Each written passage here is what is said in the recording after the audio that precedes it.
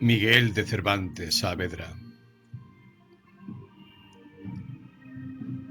El licenciado Vidriera.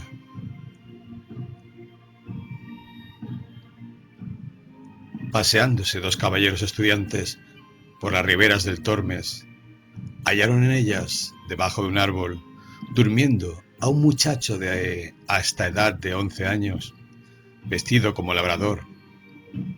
Mandaron a un criado que le despertase. Despertó y preguntáronle de dónde era y qué hacía durmiendo en aquella soledad. A lo cual el muchacho respondió que el nombre de su tierra se le había olvidado y que iba a la ciudad de Salamanca a buscar un amo a quien servir, por solo que le diese estudio. Preguntáronle si sabía leer. Respondió que sí, y escribir también. De esa manera, dijo uno de los caballeros, no es por falta de memoria habérsete olvidado el nombre de tu patria.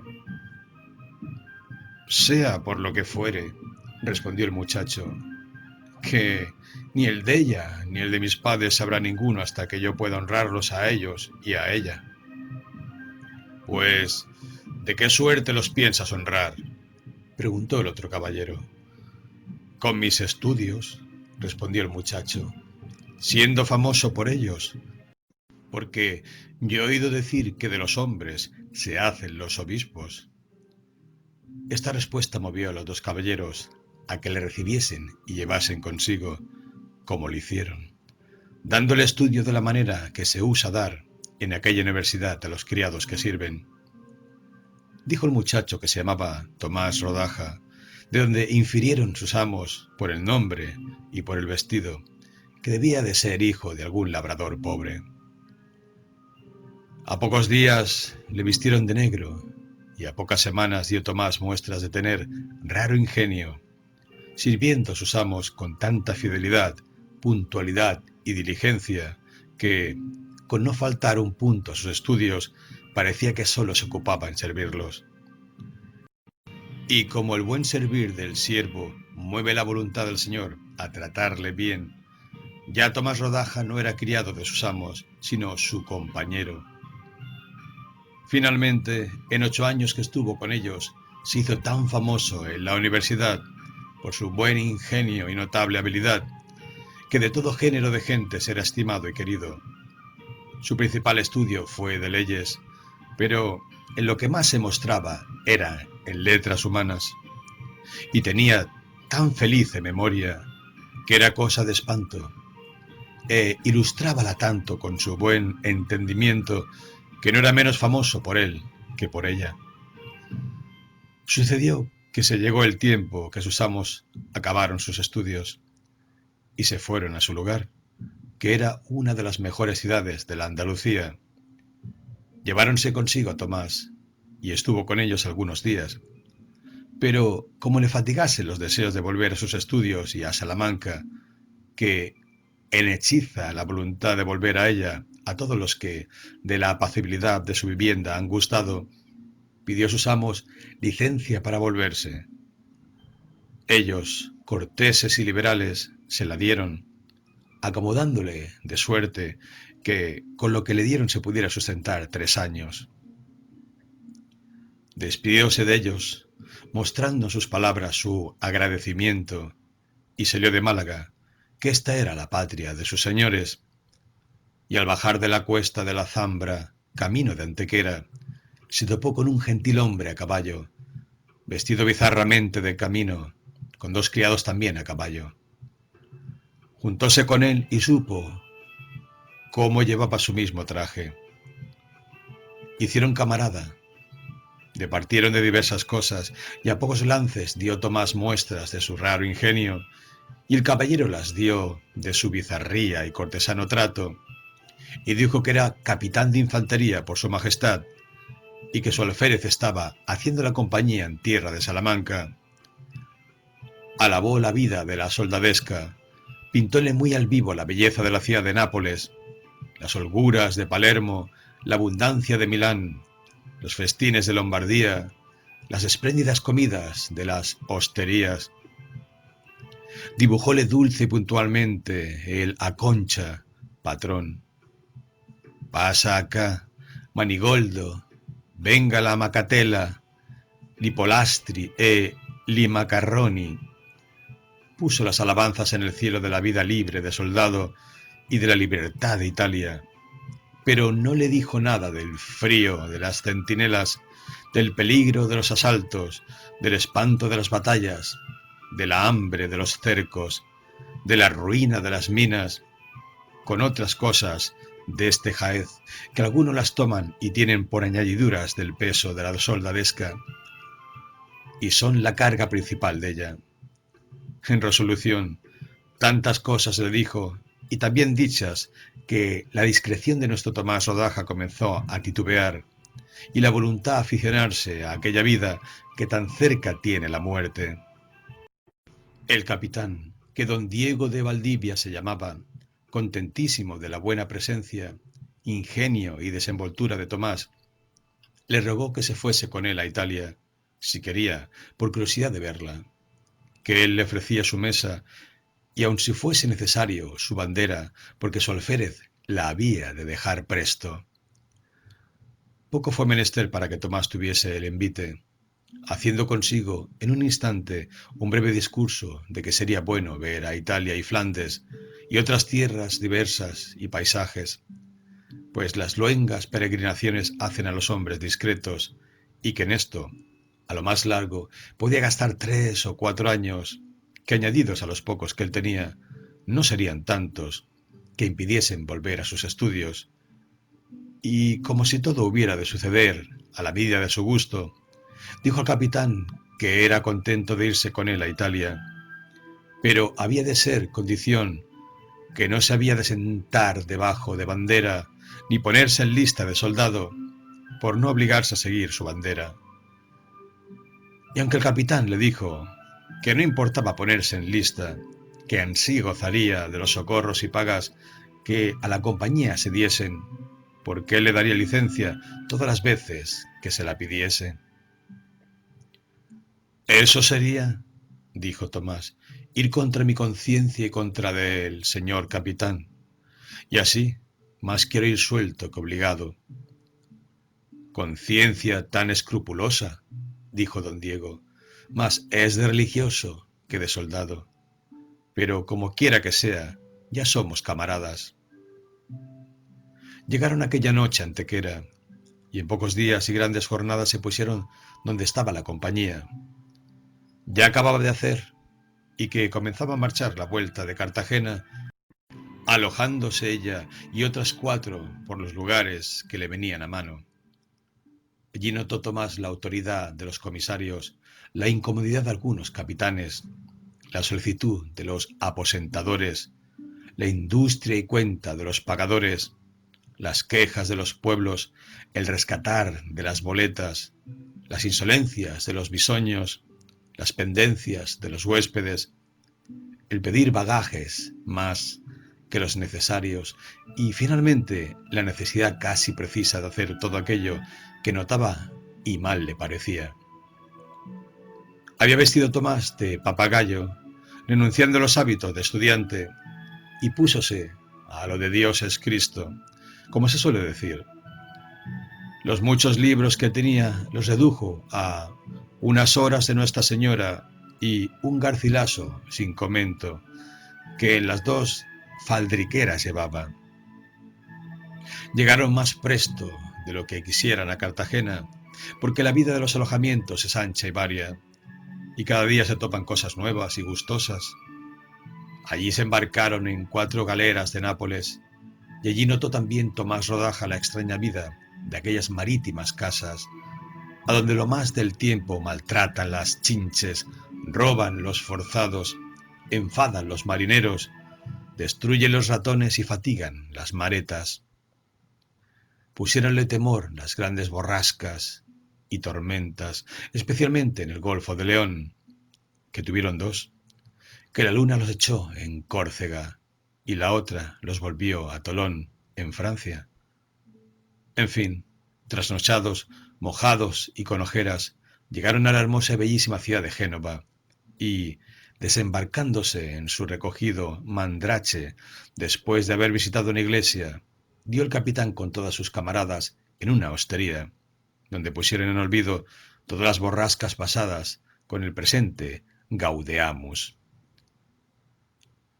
Allí conocieron la suavidad del Treviano, el valor del Montefrascón, la fuerza del Asperino, la generosidad de los griegos Candia y Soma, la grandeza del de las 5 viñas, la dulzura y apacibilidad de la señora Guarnacha, la rusticidad de la Chéntola, sin que entre todos estos señores osase parecer la bajeza del romanesco.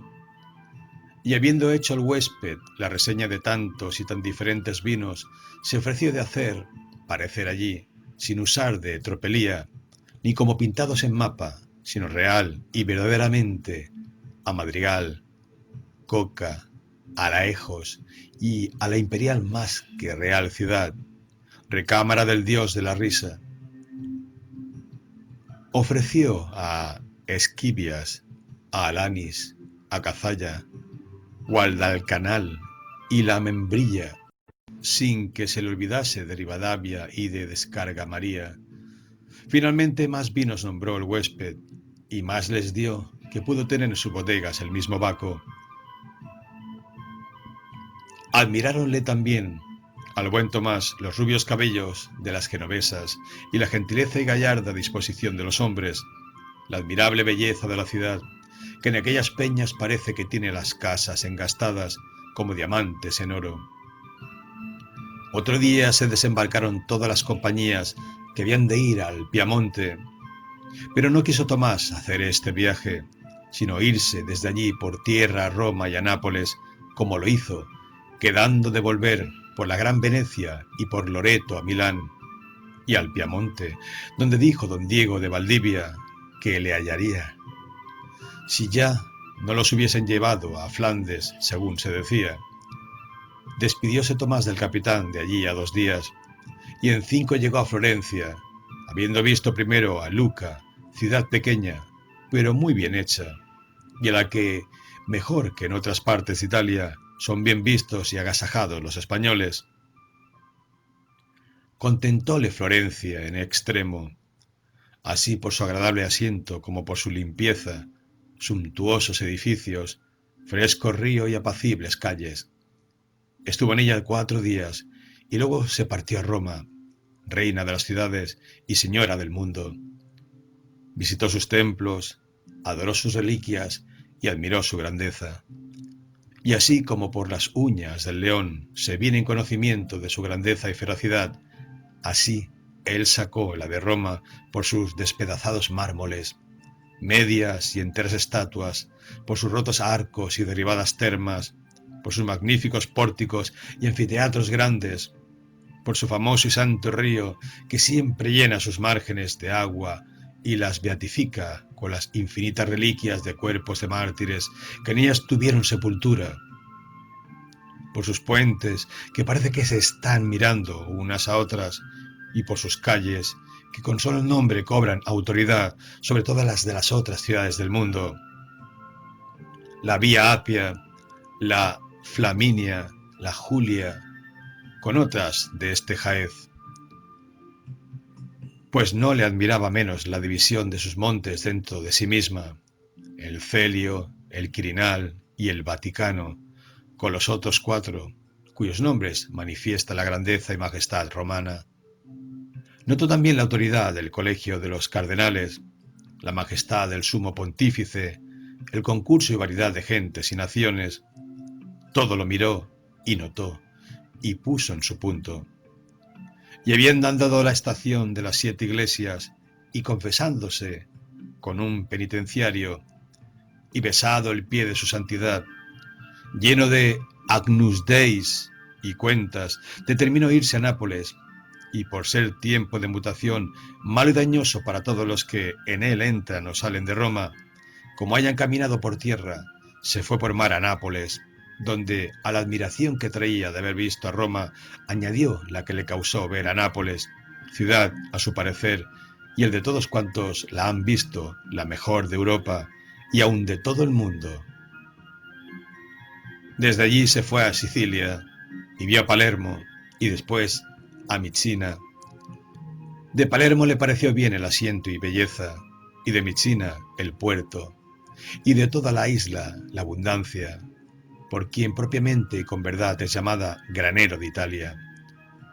Volvió a Nápoles y a Roma, y de allí fue a Nuestra Señora de Loreto, en cuyo santo templo no vio paredes ni murallas, porque todas estaban cubiertas de muletas, de mortajas, de cadenas, de grillos, de esposas, de cabelleras, de medios bultos de cera y de pinturas y retablos, que daban manifiesto e indicio de las innumerables mercedes que muchos habían recibido de la mano de Dios por intercesión de su divina Madre, que aquella sacrosanta imagen suya quiso engrandecer y autorizar con muchedumbre de milagros en recompensa de la devoción que le tienen aquellos que con semejantes doseles tienen adornados los muros de su casa. Vio el mismo aposento y estancia donde se relató la más alta embajada y de más importancia que vieron, y no entendieron todos los cielos y todos los ángeles y todos los moradores de las moradas sempiternas. Desde allí, embarcándose en Ancona, fue a Venecia, ciudad que a no haber nacido Colón en el mundo no tuviera en él semejante, merced al cielo y al gran Hernando Cortés, que conquistó la gran México, para que la gran Venecia tuviese en alguna manera quien se le opusiese. Estas dos famosas ciudades se parecen en las calles, que son todas de agua, la de Europa, admiración del mundo antiguo, la de América, espanto del mundo nuevo. Parecióle que su riqueza era infinita, su gobierno prudente, su sitio inexpugnable, su abundancia mucha, sus contornos alegres, y finalmente toda ella en sí, y en sus partes digna de la fama que de su valor por todas las partes del orbe se extiende, dando causa de acreditar más esta verdad la máquina de su famoso arsenal, que es el lugar donde se fabrican las galeras, con otros bajeles que no tienen número. Por poco fueran los de Calipso, los regalos y pasatiempos que halló nuestro curioso en Venecia, pues casi le hacían olvidar de su primer intento. Pero habiendo estado un mes en ella, por Ferrara, Parma y Plasencia, volvió a Milán, oficina de Vulcano, ojeriza del reino de Francia, ciudad, en fin, de quien se dice que puede decir y hacer. Y haciéndola magnífica la grandeza suya y de su templo, y su maravillosa abundancia de todas las cosas a la vida humana necesarias. Desde allí se fue a Aste y llegó a tiempo que otro día marchaba el tercio a Flandes. Fue muy bien recibido de su amigo, el capitán, y en su compañía y camarada pasó a Flandes y llegó a Amberes, ciudad no menos para maravillar que las que había visto en Italia. Vio a Gante y a Bruselas y vio que todo el país se disponía a tomar las armas para salir en campaña el verano siguiente. Y habiendo cumplido con el deseo que le movió a ver lo que había visto, determinó volverse a España y a Salamanca a acabar sus estudios. Y como lo pensó, lo puso luego por obra, con pesar grandísimo de su camarada, que le rogó, al tiempo de despedirse, le avisase de su salud, llegada y suceso. Prometióselo a Ainsi, como lo pedía, y por Francia volvió a España, sin haber visto París, por estar puesta en armas. En fin, llegó a Salamanca, donde fue bien recibido de sus amigos y con la comodidad que ellos le hicieron, prosiguió sus estudios hasta graduarse de licenciado en leyes. Sucedió que en este tiempo llegó a aquella ciudad una dama de todo rumbo y manejo. Acudieron luego a la añagaza y reclamo todos los pájaros del lugar, sin quedar vademecum que no la visitase. Dijéronle a Tomás que aquella dama decía que había estado en Italia y en Flandes, y por ver si la conocía, fue a visitarla, de cuya visita y vista quedó ella enamorada de Tomás. Y él, sin echar a ver en ello, si no era por fuerza y llevado de otros, no quería entrar en su casa.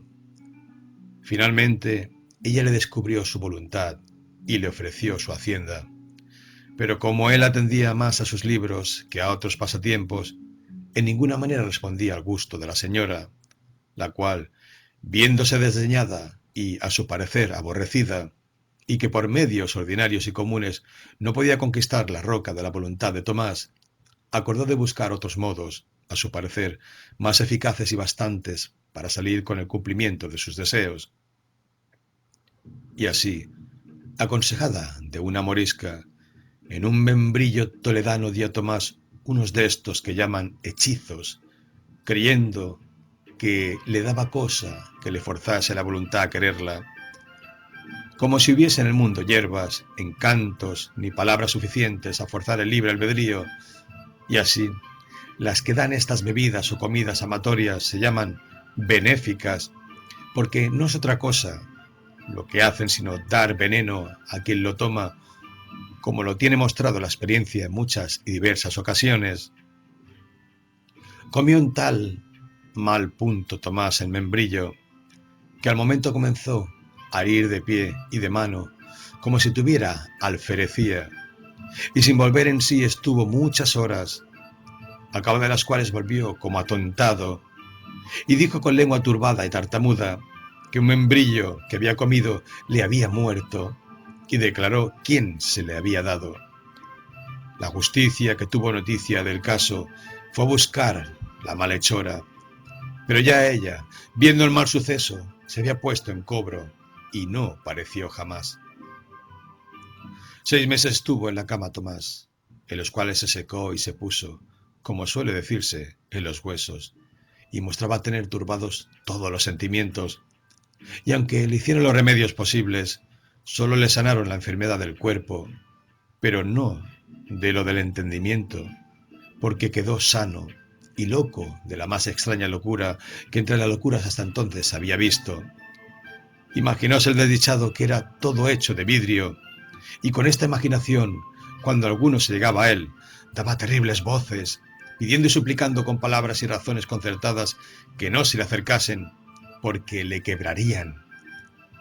Que real y verdaderamente él no era como los otros hombres, que todo era de vidrio, de pies a cabeza. Para sacarle de esta extraña imaginación, muchos, sin atender a sus voces y rogativas, arremetieron a él y le abrazaron, diciéndole que advirtiese y mirase cómo no se quebraba. Pero lo que se granjeaba en esto era que el pobre se echaba en el suelo dando 1000 gritos, y luego le tomaba un desmayo, del cual no volvía en sí en 4 horas. Y cuando volvía, era renovando las plegarias rogativas de que otra vez no le llegasen. Decía que le hablasen desde lejos y le preguntasen lo que quisiesen, porque a todo le respondería con más entendimiento, por ser hombre de vidrio y no de carne, que el vidrio, por ser de materia sutil y delicada, obraba por ella el alma con más prontitud y eficacia que no por la del cuerpo, pesada y terrestre.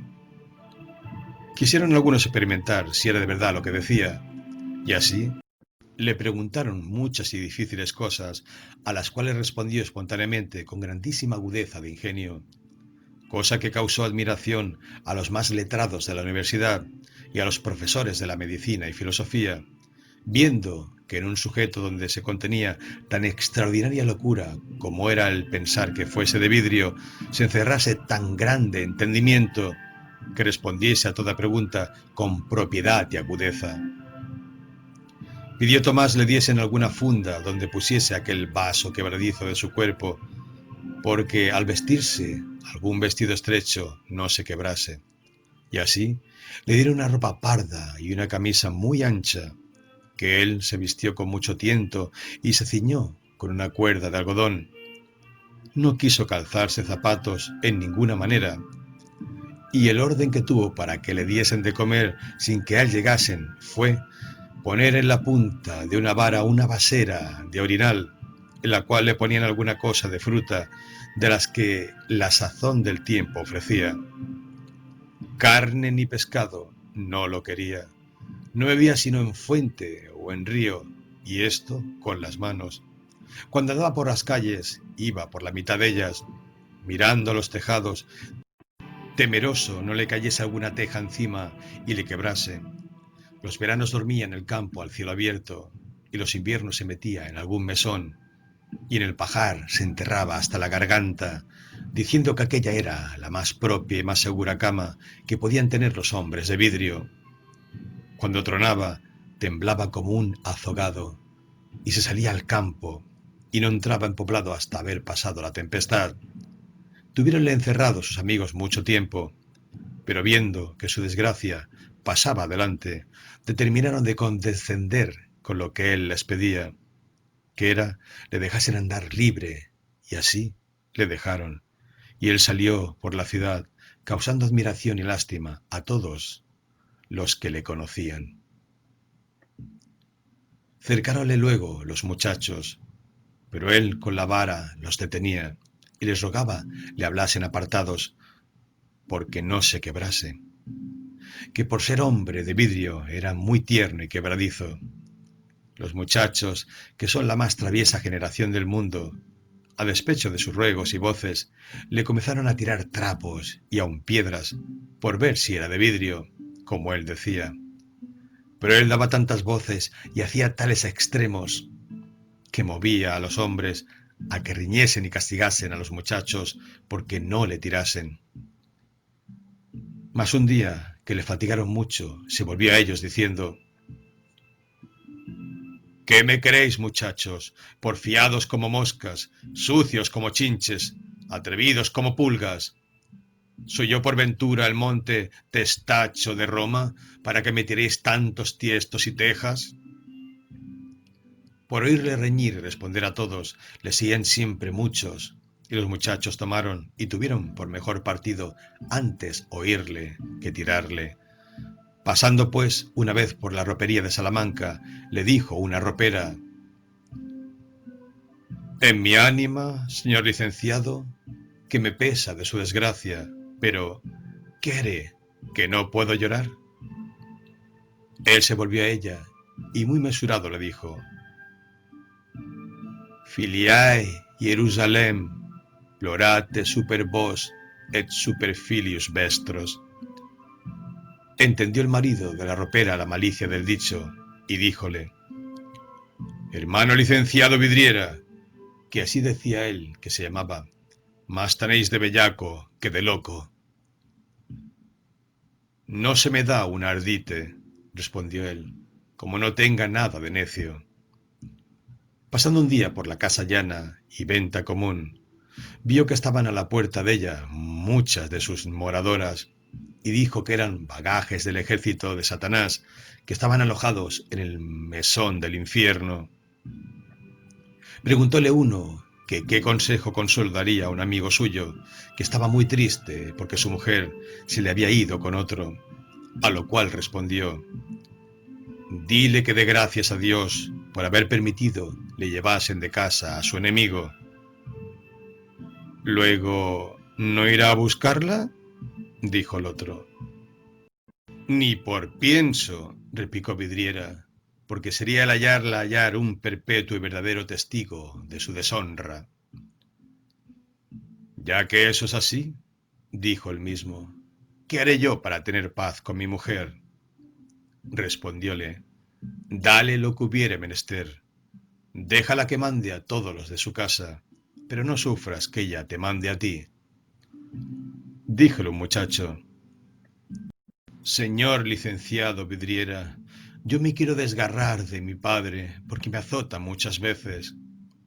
Y respondióle: advierte, niño, que los azotes que los padres dan a los hijos honran y los del verdugo afrentan. Estando a la puerta de una iglesia, vio que entraba en ella un labrador de los que siempre blasonan de cristianos viejos,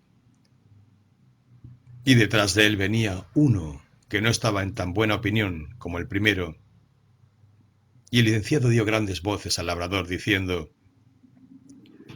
esperad, domingo, a que pase el sábado. De los maestros de escuela decía que eran dichosos, pues trataban siempre con ángeles, y que fueran dichosísimos si los angelitos no fueran mocosos. Otro le preguntó que qué le parecía de las alcahuetas, Respondió que no lo eran las apartadas, sino las vecinas. Las nuevas de su locura, de sus respuestas y dichos se extendió por toda Castilla, y llegando a noticia de un príncipe o señor que estaba en la corte, quiso enviar por él, y encargóselo a un caballero amigo suyo que estaba en Salamanca, que se lo enviase, y topándole el caballero un día le dijo: sepa el señor licenciado Vidriera que un gran personaje de la corte le quiere ver y envía por él. A lo cual respondió: vuesa merced me excuse con ese señor, que yo no soy bueno para palacio, porque tengo vergüenza y no sé lisonjear. Con todo esto el caballero le envió a la corte, y para traerle usaron con él de esta invención. Pusiéronle en unas árganas de paja, como aquellas donde llevan el vidrio, igualando los tercios con piedras, y entre paja puestos algunos vidrios, porque se diese a entender que como vaso de vidrio le llevaban. Llegó a Valladolid, entró de noche, y desembanastáronle en la casa del señor que había enviado por él, de quien fue muy bien recibido, diciéndole: sea muy bienvenido el señor licenciado Vidriera. ¿Cómo ha ido en el camino? ¿Cómo va de salud? A lo cual respondió: ningún camino hay malo como se acabe, si no es el que va a la horca. De salud estoy neutral, porque están encontrados mis pulsos con mi cerebro. Otro día, habiendo visto muchas alcándaras, muchos neblíes y azores y otros pájaros de volatería, dijo que la caza de altanería era digna de príncipes y de grandes señores, pero que advirtiesen que con ella echaba el gusto censo sobre el provecho a más de 2000 por uno. La caza de liebres dijo que era muy gustosa, y más cuando se cazaba con galgos prestados. El caballero gustó de su locura, y dejóle salir por la ciudad, debajo del amparo y guarda de un hombre que tuviese cuenta que los muchachos no le hiciesen mal, de los cuales y de toda la corte fue conocido en 6 días, y a cada paso, en cada calle y en cualquiera esquina respondía a todas las preguntas que le hacían, entre las cuales le preguntó un estudiante si era poeta, porque le parecía que tenía ingenio para todo, a lo cual respondió: hasta ahora no he sido tan necio ni tan venturoso. No entiendo eso de necio y venturoso, dijo el estudiante. Y respondió Vidriera: no he sido tan necio que diesen poeta malo, y tan venturoso que haya merecido ser lo bueno. Preguntóle a otro estudiante en qué estimación tenía a los poetas. Respondió que a la ciencia en mucha, pero que a los poetas en ninguna. Replicáronle que por qué decía aquello. Respondió que del infinito número de poetas que había, eran tan pocos los buenos que casi no hacían número, y así, como si no hubiese poetas, no los estimaba, pero que admiraba y reverenciaba la ciencia de la poesía, porque encerraba en sí todas las demás ciencias, porque de todas se sirve, de todas se adorna, y pule y saca luz sus maravillosas obras, con que llena el mundo de provecho, de deleite y de maravilla. Añadió más: yo bien sé lo que se debe estimar un buen poeta, porque se me acuerda de aquellos versos de Ovidio que dicen: cura ducum fuerum olim regunque poetae, premiaque antiqui magna tulere chori, santaque majestas et erat venerabile nomen batibus et largae saepe davantur opes. Y menos se me olvida la alta calidad de los poetas, pues los llama Platón intérpretes de los dioses, y de ellos dice Ovidio: es deus in nobis, agitante calestimus ilo. Y también dice: ad sacribates et divum cura vocamur. Esto se dice de los buenos poetas, que de los malos, de los churrulleros, ¿qué se ha de decir sino que son la idiotez y la arrogancia del mundo? Y añadió más: ¿qué es ver a un poeta de estos de la primera impresión cuando quiere decir un soneto a otros que le rodean?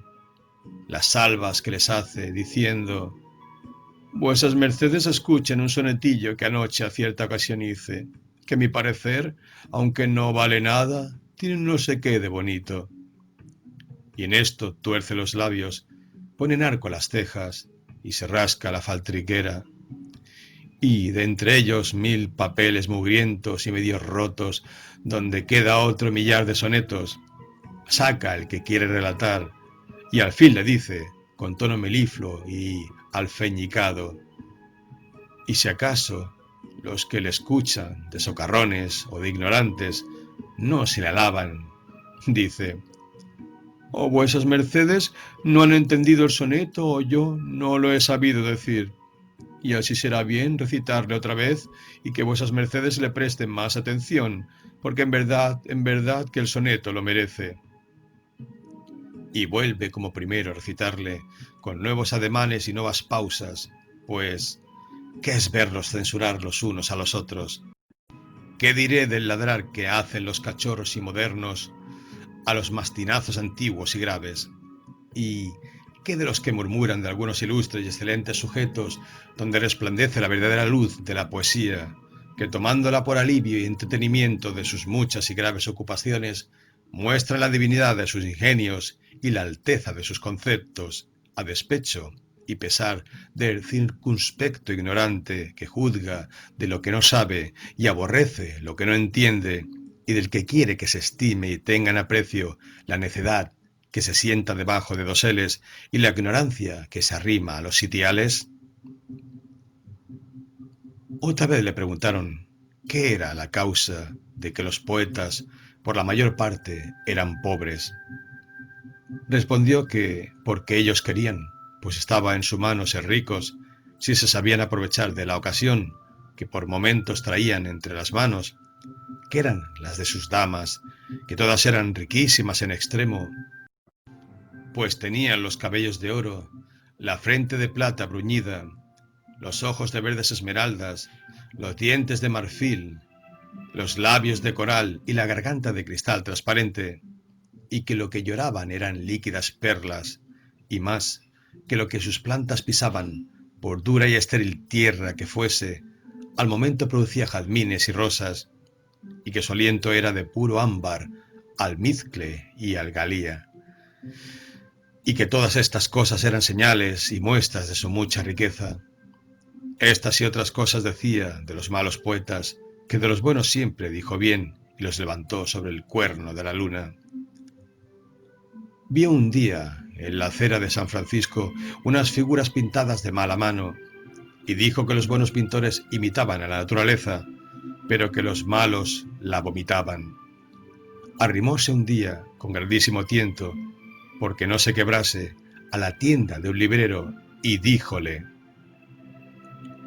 este oficio me contentará mucho si no fuera por una falta que tiene.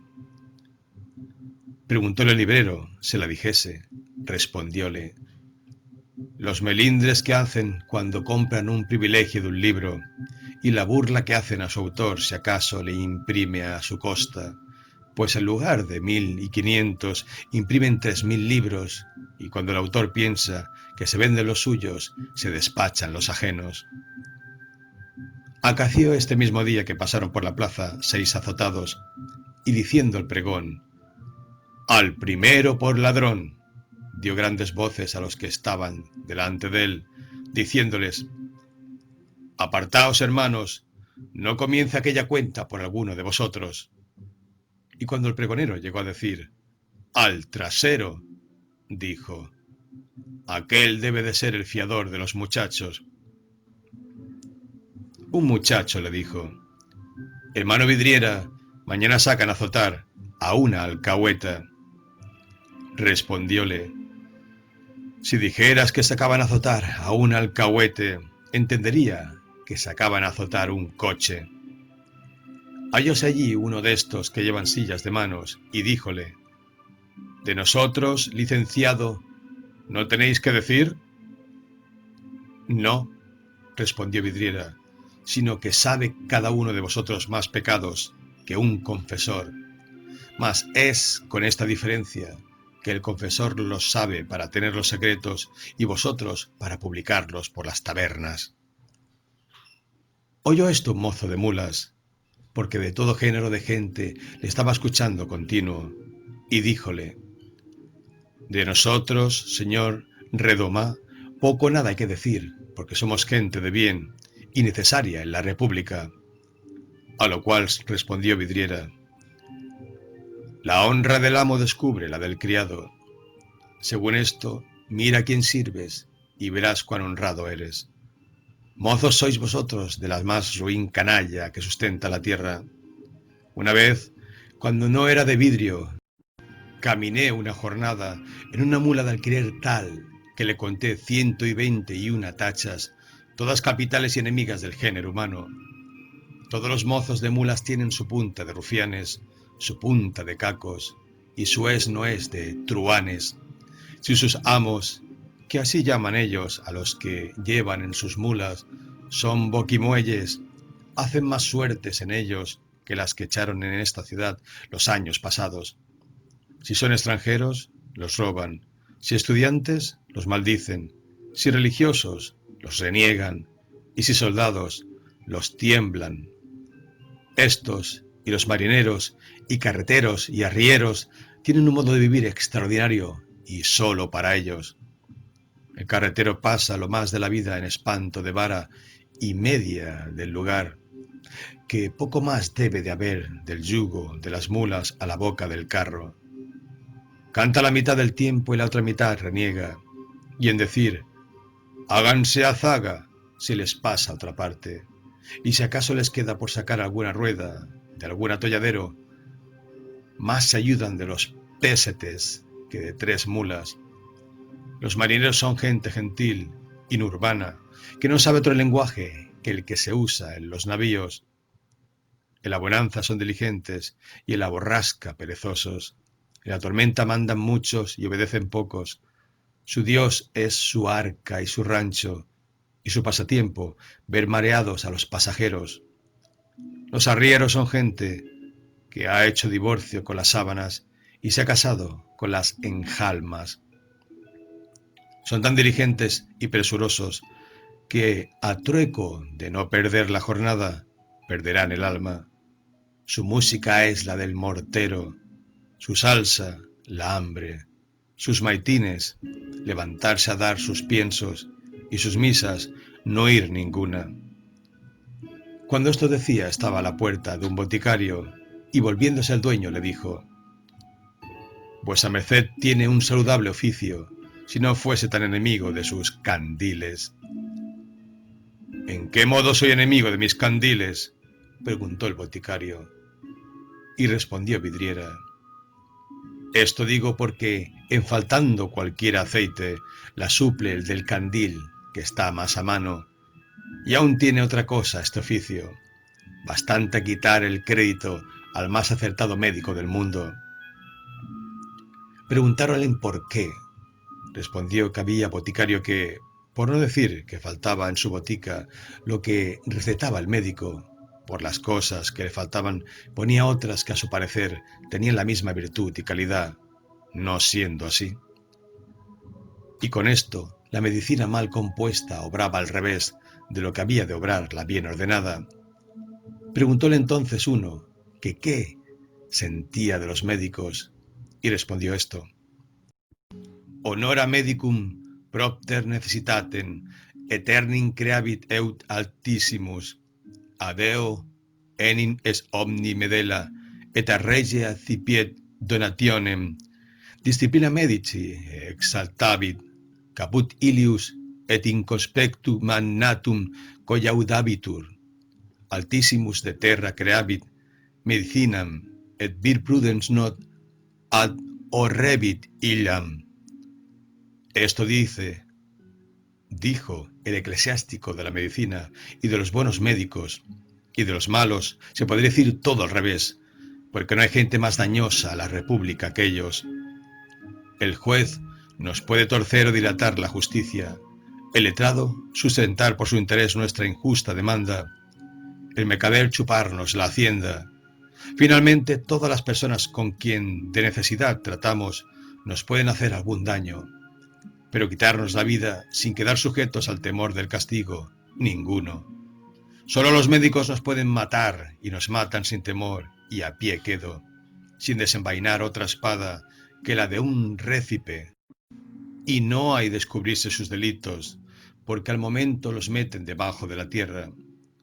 Acuérdaseme que cuando yo era hombre de carne y no de vidrio como agora soy, que a un médico de estos de segunda clase le despidió un enfermo por curarse con otro, y el primero, de allí a 4 días, acertó a pasar por la botica donde se recetaba el segundo, y preguntó al boticario que cómo le iba al enfermo que él había dejado, y que si le había recetado alguna purga el otro médico. El boticario le respondió que allí tenía una receta de purga, que el día siguiente había de tomar el enfermo. Dijo que se la mostrase, y vio que al fin de ella estaba escrito Sumat dilúculo, y dijo: todo lo que lleva esta purga me contenta, si no es este dilúculo, porque es húmido demasiadamente.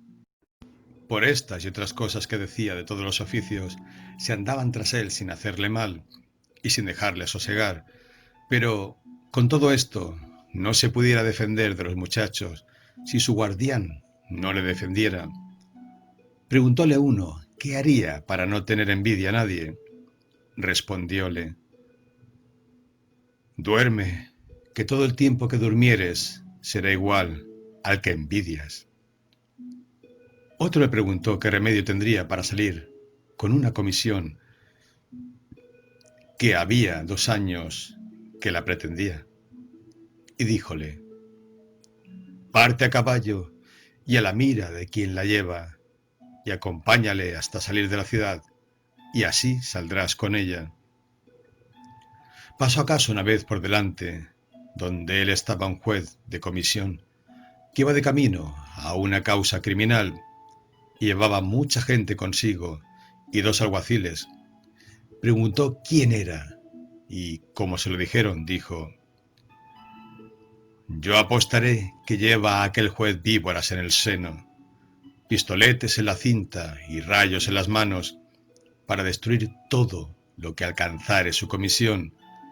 Yo me acuerdo haber tenido un amigo que en una comisión criminal que tuvo dio una sentencia tan exorbitante que excedía en muchos quilates a la culpa de los delincuentes. Preguntóles por qué había dado aquella tan cruel sentencia y hecho tan manifiesta injusticia.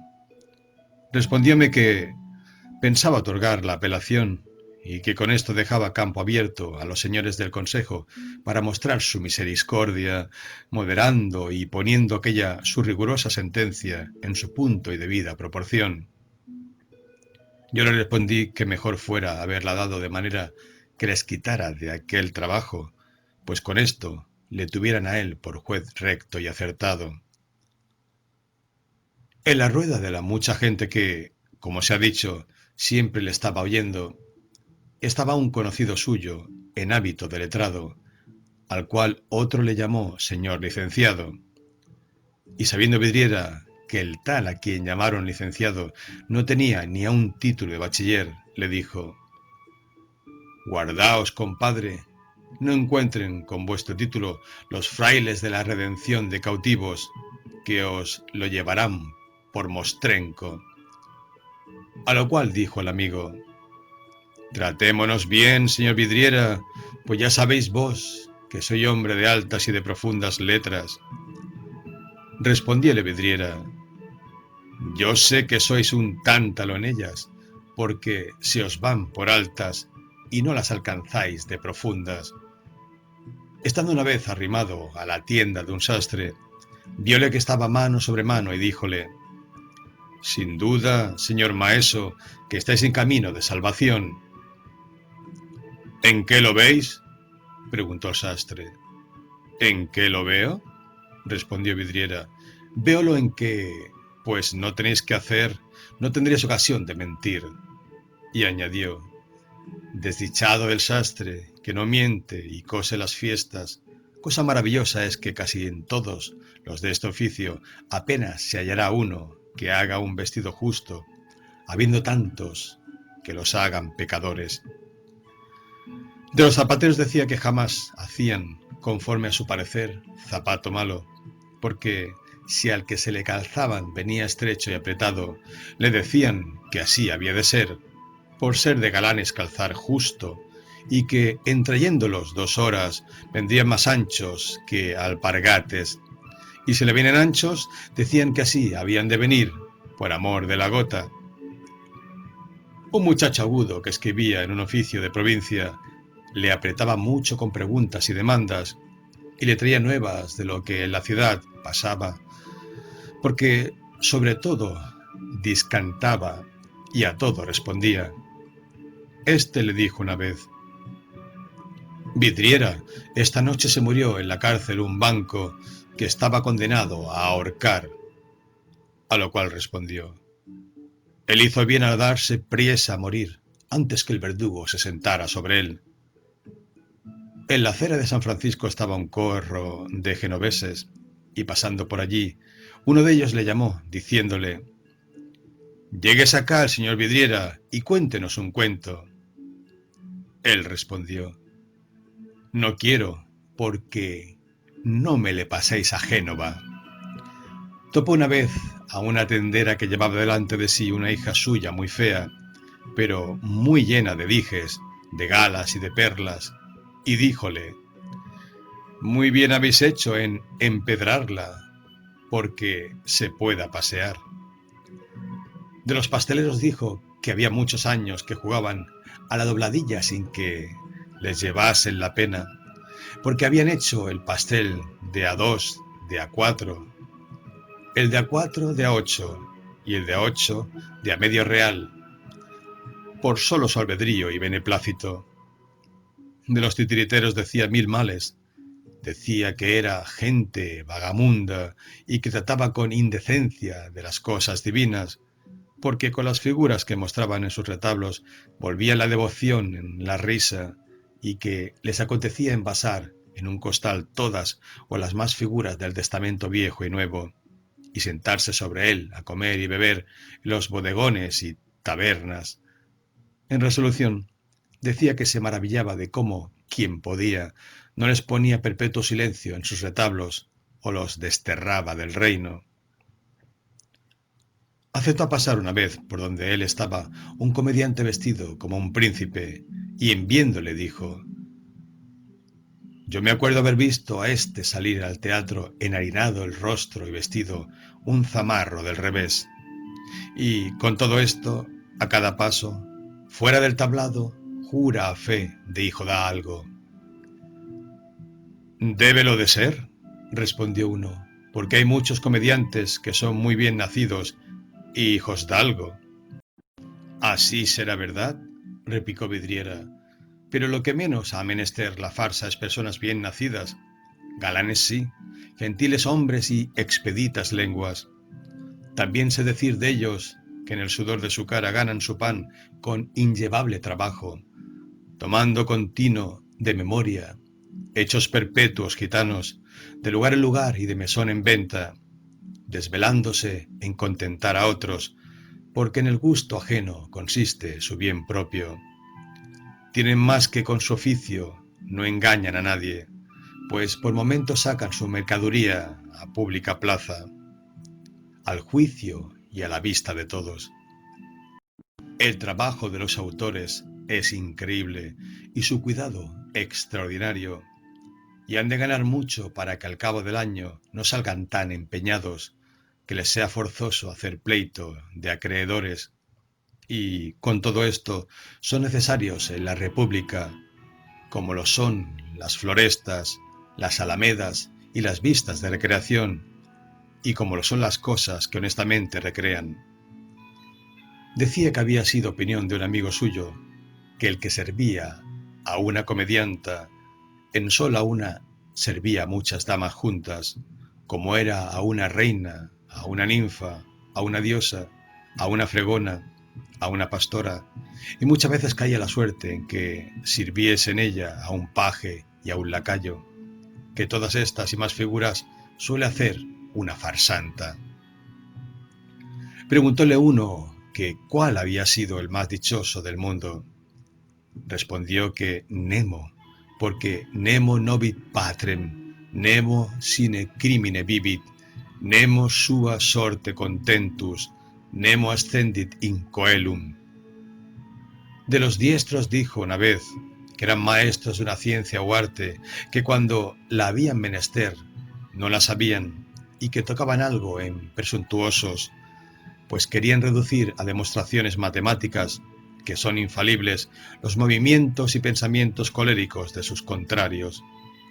Con los que se teñían las barbas tenía particular enemistad, y riñendo una vez delante de él dos hombres, que el uno era portugués, este dijo al castellano, asiéndose de las barbas que tenía muy teñidas: por estas barbas que teño no rostro. A lo cual acudió Vidriera: olai, home, non digáis teño, sino tiño. Otro traía las barbas jaspeadas y de muchos colores, culpa de la mala tinta, a quien dijo Vidriera que tenía las barbas de muladar overo. A otro que traía las barbas por mitad blancas y negras por haberse descuidado, y los cañones crecidos, le dijo que procurase de no porfiar ni reñir con nadie, porque estaba aparejado a que le dijesen que mentía por la mitad de la barba. Una vez contó que una doncella discreta y bien entendida, por acudir a la voluntad de sus padres, dio el sí de casarse con un viejo todocano, el cual la noche antes del día del desposorio se fue, no al río Jordán, como dicen las viejas, sino a la redomilla del agua fuerte y plata, con que renovó de manera su barba, que la acostó de nieve y la levantó de pez. Llegóse la hora de darse las manos, y la doncella conoció por la pinta y por la tinta la figura, y dijo a sus padres que le diesen el mismo esposo que ellos le habían mostrado, que no quería otro. Ellos le dijeron que aquel que tenía delante era el mismo que le había mostrado y dado por esposo. Ella replicó que no era, y trujo testigos como el que sus padres le dieron. Era un hombre grave, lleno de canas, y que pues el presente no las tenía con él, y se llamaba a engaño. Atúvose a esto, corrióse el teñido, deshízose el casamiento. Con las doñas tenía la misma ojeriza que con los escabechados.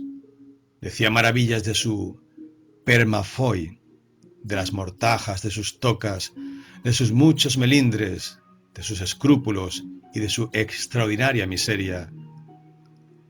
Amoinábanle sus flaquezas de estómagos, sus vaguidos de cabeza, su modo de hablar con más repulgos que sus tocas, y finalmente su inutilidad y sus vainillas. Uno le dijo: ¿qué es esto, señor licenciado, que os he oído decir mal de muchos oficios y jamás lo habéis dicho de los escribanos, habiendo tanto que decir? A lo cual respondió: aunque de vidrio no soy tan frágil que me deje ir con la corriente del vulgo, las más veces engañado. Paréceme a mí que la gramática de los murmuradores y el la de los que cantan son los escribanos, porque así como no se puede pasar a otras ciencias si no es por la puerta de la gramática, y como el músico primero murmura que canta, así los maldicientes, por donde comienzan a mostrar la malignidad de sus lenguas, es por decir mal de los escribanos y alguaciles y de los otros ministros de la justicia, siendo un oficio el de escribano sin el cual andaría la verdad por el mundo a sombra de tejados, corrida y maltratada. Y así dice el eclesiástico: in manu Dei potestas hominis est, e super faciem scribae imponet honorem. Es el escribano persona pública, y el oficio del juez no se puede ejercitar cómodamente sin el suyo. Los escribanos han de ser libres, y no esclavos, ni hijos de esclavos, legítimos, no bastardos, ni de ninguna mala raza nacidos. Juran de secreto, fidelidad, y que no harán escritura usuraria, que ni amistad ni enemistad, provecho o daño les moverá a no hacer su oficio con buena y cristiana conciencia. Pues si este oficio tantas buenas partes requiere, ¿por qué se ha de pensar que de más de 20.000 escribanos que hay en España se lleve el diablo la cosecha, como si fuesen cepas de su majuelo? No lo quiero creer, ni es bien que ninguno lo crea, porque finalmente digo que es la gente más necesaria que había en las repúblicas bien ordenadas y que si llevaban demasiados derechos, también hacían demasiados tuertos, y que de estos dos extremos podía resultar un medio que les hiciese mirar por el virote. De los alguaciles dijo que no era mucho que tuviesen algunos enemigos, siendo su oficio o prenderte o sacarte la hacienda de casa, o tenerte en la suya en guarda y comer a tu costa. Tachaba la negligencia e ignorancia de los procuradores y solicitadores, comparándolos a los médicos, los cuales, que sane o no salen enfermo, ellos llevan su propina, y los procuradores y solicitadores, lo mismo salgan o no salgan con el pleito que ayudan. Preguntóle uno cuál era la mejor tierra. Respondió que la temprana y agradecida. Replicó el otro: no pregunto eso, sino que ¿cuál es mejor lugar? ¿Valladolid o Madrid? Y respondió: de Madrid los extremos, de Valladolid los medios. No lo entiendo, replicó el que se lo preguntaba, y dijo: de Madrid cielo y suelo, de Valladolid los entresuelos. Oyó Vidriera que dijo un hombre a otro que así como había entrado en Valladolid, había caído su mujer muy enferma porque la había probado la tierra. A lo cual dijo Vidriera: mejor fuera que se la hubiera comido, si acaso es celosa. De los músicos y de los correos de a pie, decía que tenían las esperanzas y las suertes limitadas, porque los unos la acababan con llegar a serlo de a caballo y los otros con alcanzar a ser músicos del rey. De las damas que llaman cortesanas, decía que todas, o las más, tenían más de corteses que de sanas. Estando un día en la iglesia, vio que traían a enterrar a un viejo, a bautizar a un niño y a velar una mujer, todo a un mismo tiempo, y dijo que los templos eran campos de batalla donde los viejos acaban, los niños vencen y las mujeres triunfan. Picábale una vez una avispa en el cuello y no se la osaba sacudir por no quebrarse, pero con todo eso se quejaba. Preguntóle uno que cómo sentía aquella avispa, si era su cuerpo de vidrio, y respondió que aquella avispa debía de ser murmuradora y que las lenguas y picos de los murmuradores eran bastantes a desmoronar cuerpos de bronce, no de vidrio. Pasando acaso un religioso muy gordo por donde él estaba, dijo uno de sus oyentes: de ético no se puede mover el padre. Enojóse Vidriera y dijo: nadie se olvide de lo que dice el Espíritu Santo: nolite tangere Christos meos.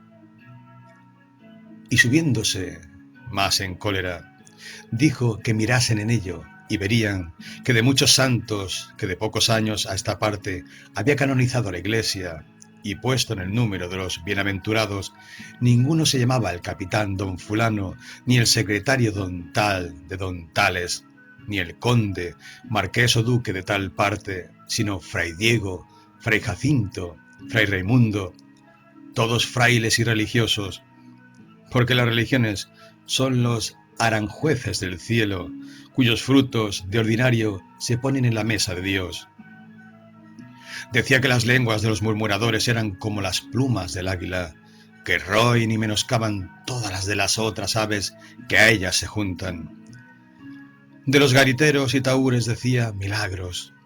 Decía que los gariteros eran públicos prevaricadores, porque en sacando el barato del que iba haciendo suertes, deseaban que perdiese y pasase el naipe adelante, porque el contrario las hiciese y él cobrase sus derechos. Alababa mucho la paciencia de un taur, que estaba toda la noche jugando y perdiendo, y con ser de condición colérico y endemoniado, a trueco de que su contrario no se alzase, no descosía la boca, y sufría lo que un mártir de Barrabás. Alababa también las conciencias de algunos honrados gariteros que ni por imaginación consentían que en su casa se jugase otros juegos que polla y cientos, y con esto, a fuego lento, sin temor y nota de malsines, sacaban al cabo del mes más barato que los que consentían los juegos de estocada, de reparolo, siete llevar y pinta en la del punto.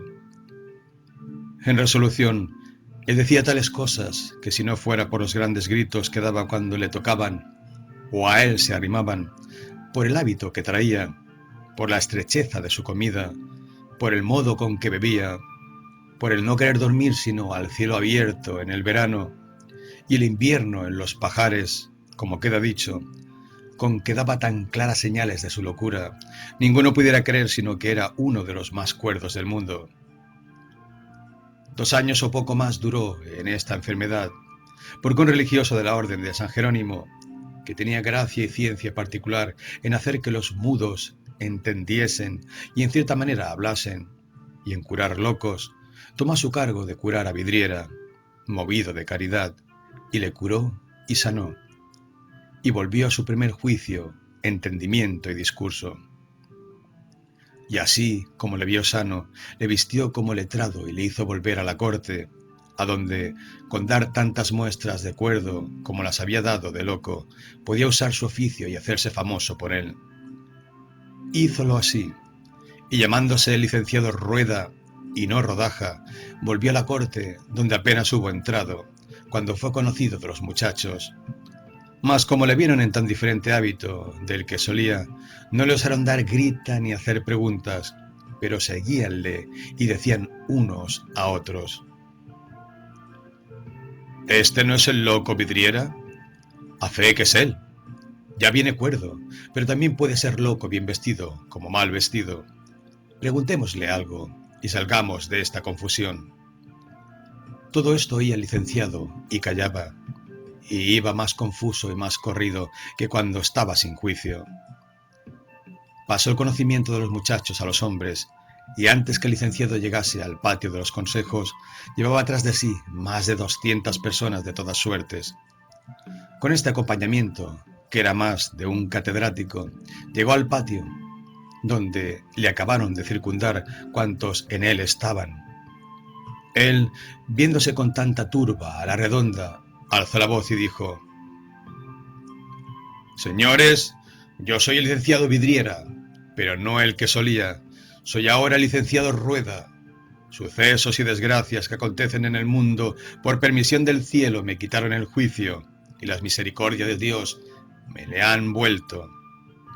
Por las cosas que dicen que dije cuando loco, podéis considerar las que diré y haré cuando cuerdo. Yo soy graduado en leyes por Salamanca, a donde estudió con pobreza y a donde llevé segundo en licencias, de donde se puede inferir que más la virtud que el favor me dio el grado que tengo. A que he venido a este gran mar de la corte para abogar y ganar la vida. Pero si no me dejáis, habré venido a abogar y granjear la muerte. Por amor de Dios, que no hagáis que el seguirme sea perseguirme, y que lo que alcancé por loco, que es el sustento, lo pierda por cuerdo. Lo que solíades preguntarme en plazas, preguntádmelo ahora en mi casa, y veréis que el que os respondía bien, según dicen, de improviso, os responderá mejor de pensado. Escucháronle todos, y dejáronle algunos. Volvióse a su posada, con poco menos acompañamiento que había llevado. Salió otro día y fue lo mismo. Hizo otro sermón, y no sirvió de nada. Perdía mucho y no ganaba cosa. Y viéndose morir de hambre, determinó de dejar la corte y volver a Flandes, donde pensaba valerse de las fuerzas de su brazo, pues no se podía valer de las de su ingenio. y poniéndolo en efecto, dijo, al salir de la corte: «Oh corte, que alargas las esperanzas de los atrevidos pretendientes y acortas las de los virtuosos encogidos, sustentas abundantemente a los truhanes desvergonzados y matas de hambre a los discretos vergonzosos». Esto dijo, y se fue a Flandes, donde la vida que había comenzado a eternizar por las letras, la acabó de eternizar por las armas, en compañía de su buen amigo el capitán Valdivia, dejando fama en su muerte de prudente y valentísimo soldado.